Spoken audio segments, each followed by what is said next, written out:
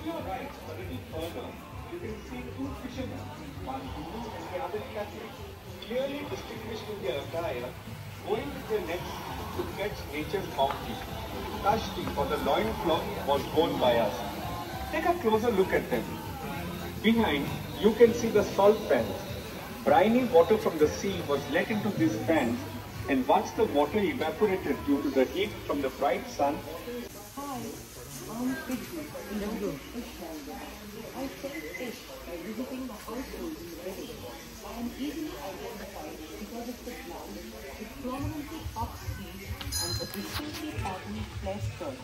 You can now see a section depicting some of the houses and occupations along the coastline.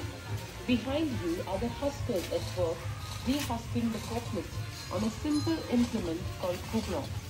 While the coconuts would be sold in the market, strong ropes would be made from the coir on a simple machine, which later were used to make various items including mats.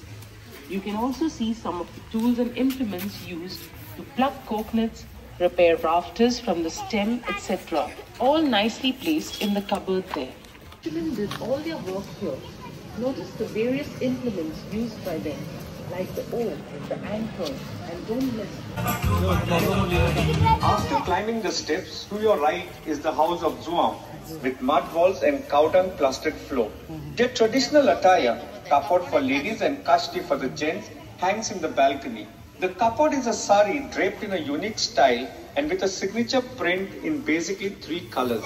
Zuam's wife, Catherine, is wearing the red kapod as she cleans rice in her veranda. The satisfied farmer had a song on his lips and a cheer in his heart that was very often expressed through songs with a gumot, a percussion instrument made of an earthen pot that had one end covered with a hide as an accompaniment. Incidentally, the gumot was used by all communities for this celebration. Up on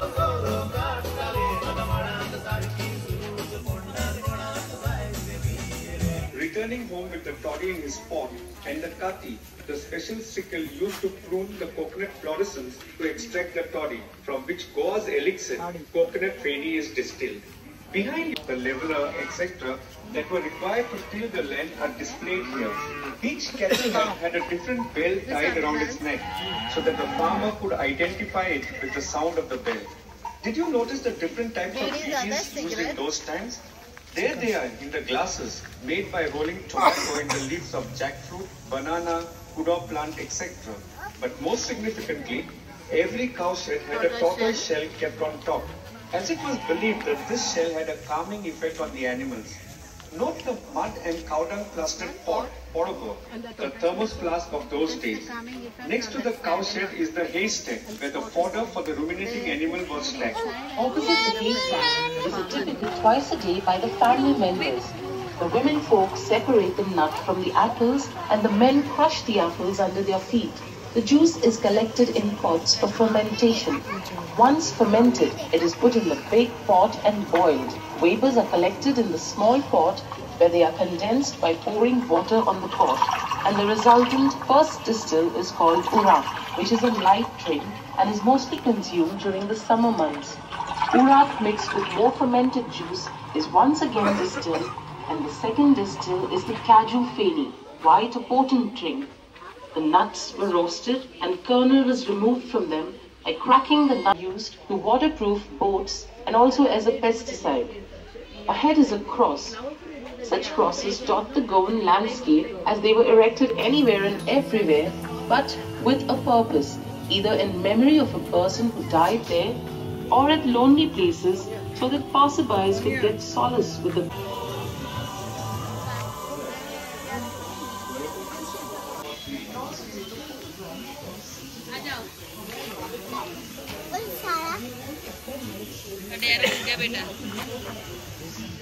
करके कई बार ऐसा नहीं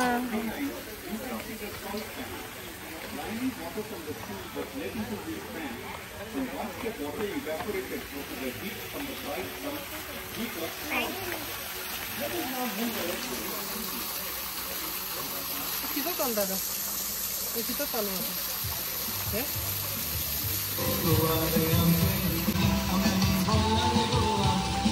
हाँ नीचे होता कौन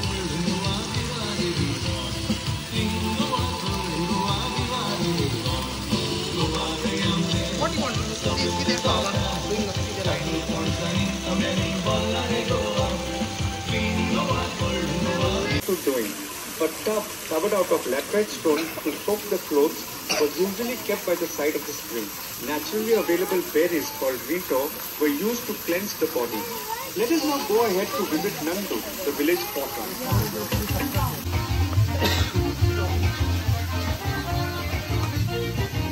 In fact, in those days, the potter was a very important person. Here you can see the various stages involved in preparing the clay items, ranging from seeding the sand to polishing the final piece and baking it. Note the change in clothing at every stage of work, including the different attire worn by those marketing. Next to Nandu's house, and his house doubles up as a workplace too. Here we can see innocent wife feeding her child behind the curtain. The carpenters of those times amalgamated Western patterns with Indian motifs to prepare truly artistic furniture that is so fascinating, even in the furs of the Sayasis and tend to mostly coats. And they also have some cattle heads. At times, especially during the sowing and harvesting season, he came down to the fields to help the farmers, and in return took away grain for his consumption. The Kangar always carried a towel which doubled up as a turban to protect him from the blazing. Next, you see Abdullah, the Muslim, which is easily identifiable here, just standing there.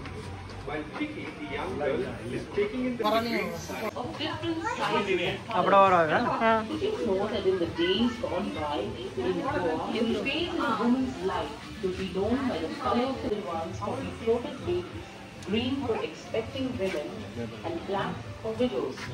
Let us now walk along Gua Ana Muri, where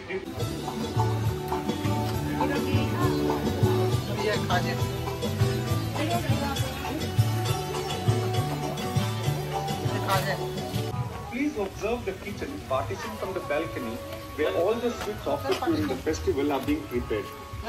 Incidentally, Ganesh Chaturthi is the biggest festival for Goan Hindus. By the side of Anand's house, we can see the tableau depicting Samudra Manthan, or the churning of the sea to extract nectar that made the gods invincible in their battle against demons, and during which period Lord Vishnu took on the Vara Avatar. Rua Ana Marine leads to the marketplace, to the villages. To the extreme right is the tax collector, is what was called Government, because the raised platform provides rest and relief to people carrying heavy loads on their heads. The person who just plied the load on the platform rests the summits and shades. The Baba also had another important role to play in the village of making matches and at times also carrying tails. Go ahead and climb the 2 steps to enter.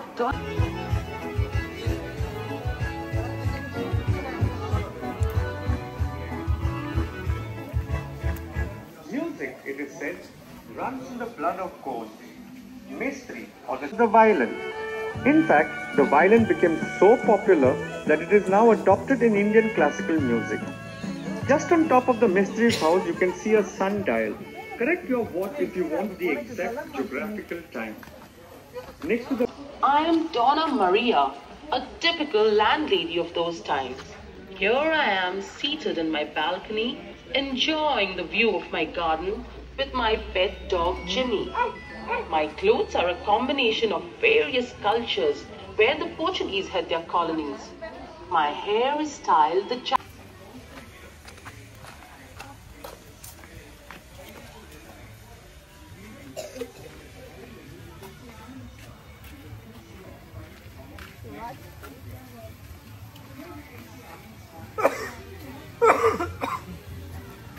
Elijah को दिखना You can fall down. Please observe the region partitioned from the balcony where all the sweets offered during the festival are being prepared. Incidentally, Ganesh Chaturthi is the biggest festival for Goan Hindus. By the side of Anand's house, we can see the tableau depicting Samudra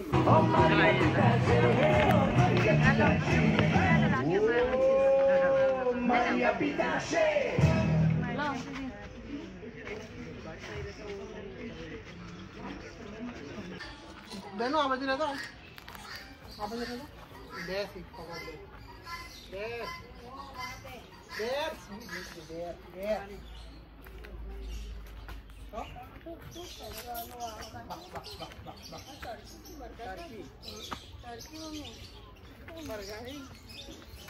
phone करेना देर कर देवा साढ़े 10 से हुआ sir ना तो दे भाग लगा तो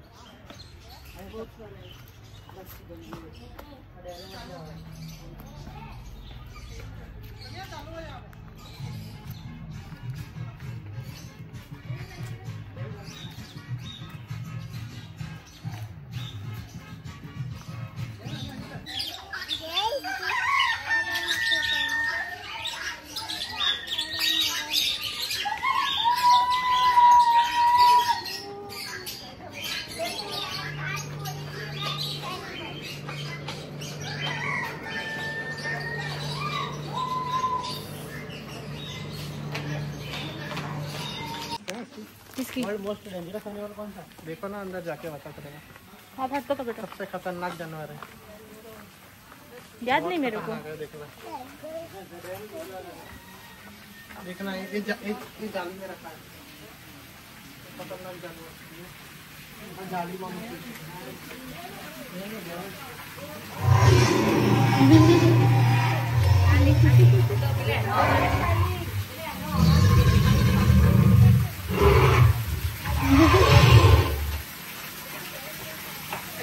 देखो सबसे खतरनाक जानवर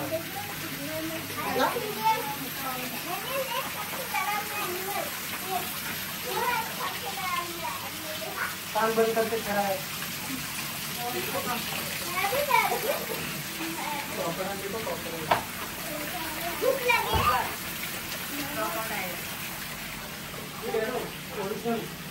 देखो पीछे देखो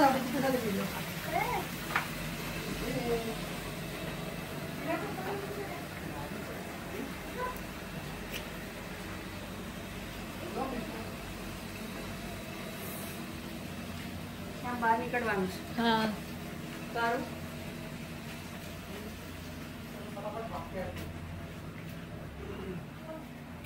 ये पता ना मारियो करेगा मारियो